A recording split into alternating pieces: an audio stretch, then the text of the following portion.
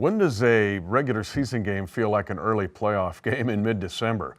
The Houston-Kansas City game this week, Saturday at GEHA Field at Arrowhead Stadium. And it's a great opportunity to take one more step closer to the 1 seed.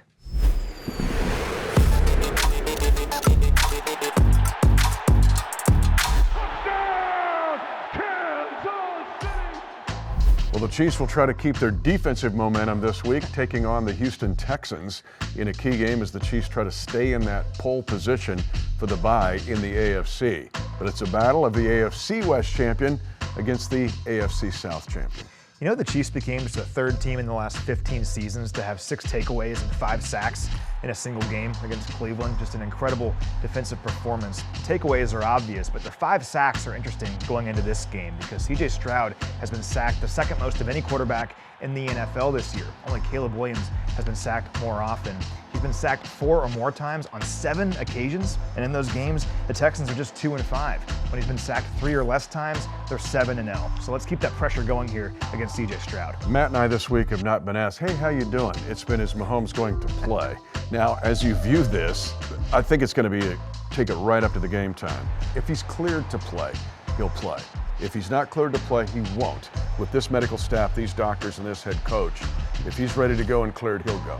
We're already playing 3 games in 11 days. That's hard if you're healthy. Patrick Mahomes dealing with this ankle injury. The athletic training staff is going to do their best to get him ready for this game. And like you said, if he can play, he will play. If he's cleared to play. If he can't, we have the best backup in football in Carson Wentz. And if he's out there, I also have great confidence he can get the job done too.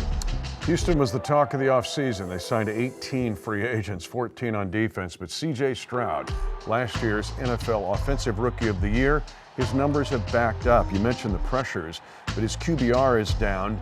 His takeaways, or giveaways I should say, are up. Last year only had 5 interceptions. This year 9 and 13 giveaways. There's a chance to take the ball away from the Texans. They're also in a lot of negative situations. Obviously the sacks are part of that, but also a lot of negative runs.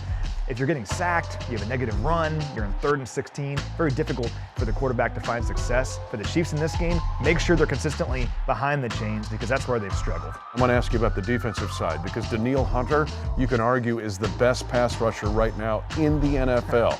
Not only 2nd in sacks, he's number 1 in the league in quarterback pressures.